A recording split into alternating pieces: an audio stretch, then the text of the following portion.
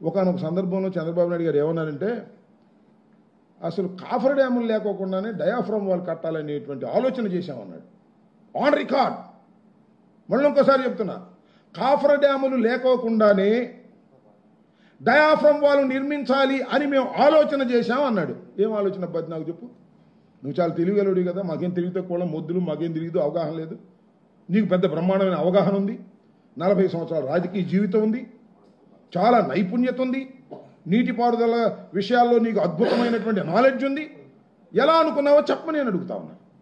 అంతేకాదు, చంద్రబాబు నాయుడు గారి తప్పిదం వలన, ఆ ప్రభుత్వం చేసినటువంటి అనేకమైనటువంటి తప్పిదాల వలన ఈ పోలవరం ప్రాజెక్టు డిలే అయింది. ఇది వాస్తవం. దానిలో నేను చాలా క్లియర్గా అనేక సందర్భాల్లో చెప్పా, మళ్ళా చెప్తా ఉన్నా. చాలా చిత్రం ఏంటంటే, అసలు ఏ ప్రాజెక్ట్ అయినా ఏం చేస్తారు, నదిని, ఈ పర్టికులర్ గోదావరి నది చంద్రబాబు నాయుడు గారు కూడా చెప్పాడు, చాలా ప్రమాదకరమైన నది అని. ప్రమాదకరమైన నది కాదు, చాలా ప్రమాదకరమైన వరదలు వచ్చే నది. 50 లక్షల క్యూసిక్లు ప్రవహించే అవకాశం ఉన్నటువంటి నది. ఈ నదిని డైవర్ట్ చేయాల్సిన పరిస్థితి ఉంది ఇక్కడ. డైవర్ట్ చేయటం అంటే ఈ నది స్ట్రైట్గా వెళ్ళకోకుండా పక్కగా మరల్చవలసినటువంటి అవసరం నేను అనేక సందర్భాలు చెప్పాను. ఇక్కడ చంద్రబాబు నాయుడు గారు చేసింది ఏమిటి అంటే, ఆ నదిని డైవర్ట్ చేసే కార్యక్రమం చేసి, నది డైవర్షన్ పూర్తి కాకోకుండా నదీ ప్రవాహం పక్కగా మరలి వెళ్ళేటటువంటి స్పిల్వేని, అప్రోచ్ ఛానల్ని, పైలట్ ఛానల్ని, వేటిని పూర్తి చేయకోకుండా చంద్రబాబు నాయుడు గారు చేసిన పెద్ద తప్పిదం ఏమిటి అంటే డయాఫ్రమ్ వాల్ కట్టేశారు. డయాఫ్రమ్ వాల్ అంటే ఎర్త్కమ్ రాక్ ఫిల్లింగ్ డ్యామ్కి సంబంధించినటువంటి పునాది. అది నదీ ప్రవాహం ఇలా ఉంటే ఆ మధ్యలో ఉంటుంది. నదీ ప్రవాహం ఇలా ఉన్నప్పుడు అది మధ్యలో కడితే అది కొట్టుకుపోతుంది. కాబట్టి నదీ ప్రవాహాన్ని మరలించేటటువంటి కార్యక్రమం చేయాలి చంద్రబాబు నాయుడు గారు. చేశారా?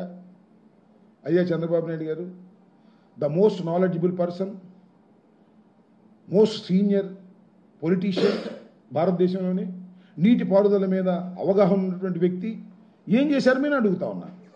మీరు ఆ డయాఫ్రమ్ వాల్ని 2016లో గ్యాప్ 2లో నిర్మాణం ప్రారంభించి ఒక చరితాత్మకమైన తప్పిదం చేశారు. ఆ నది డైవర్షన్ పూర్తి కాల, స్పిల్వే పూర్తి కాల, అప్రోచ్ ఛానల్ పూర్తి కాల, పైలట్ ఛానల్ పూర్తి కాల. పూర్తి కాకుండా మీరు డయాఫ్రమ్ వాల్ వేశారు. కాఫర్ డ్యాములు పూర్తి చేశారా? కాఫర్ డ్యాములు పూర్తి చేశారు. సగం కాఫర్ డ్యాములు పూర్తి చేశారు.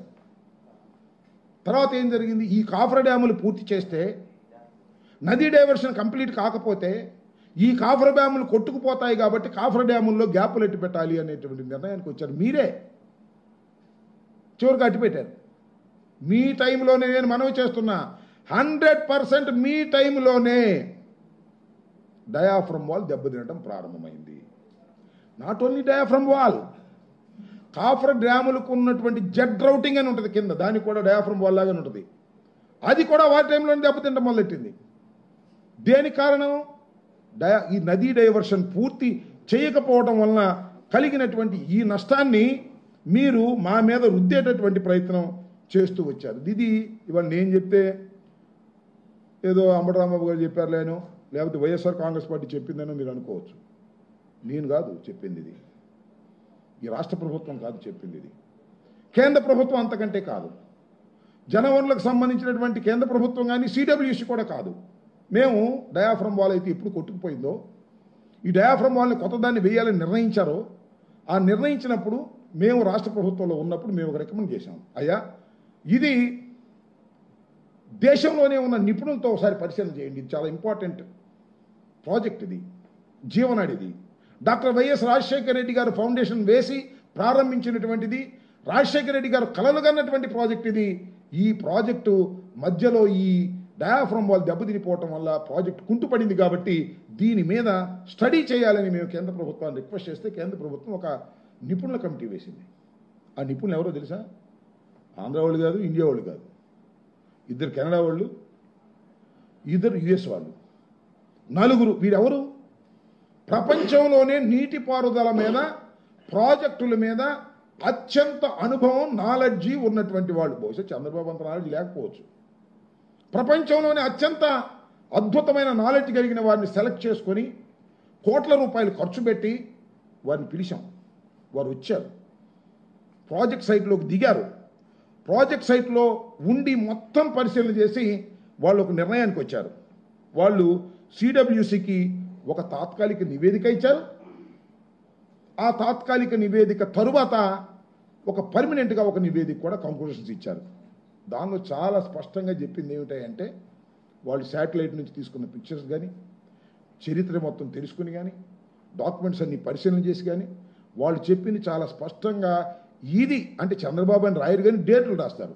చంద్రబాబు నాయుడు గారి ప్రభుత్వం అధికారంలో ఉన్నప్పుడు డయాఫ్రమ్ వాల్ కాఫర్ డ్యాములు వెయ్యకోకుండా చేయటం వలన జరిగినటువంటి తప్పిదం.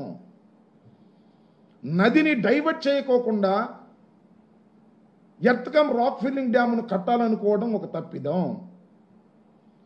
డయాఫ్రమ్ వాల్ పూర్తి చేయడానికి వేసినటువంటి కాఫర్ డ్యాములను గ్యాపులు వదిలిపెట్టడం ఒక తప్పిదం. అన్ని వీళ్ళ తప్పిదాల వల్లనే ఈ పోలవరం ప్రాజెక్టు ఈ దుస్థితికి వచ్చింది అని చాలా క్లియర్ కంక్లూషన్స్ ఇచ్చారు.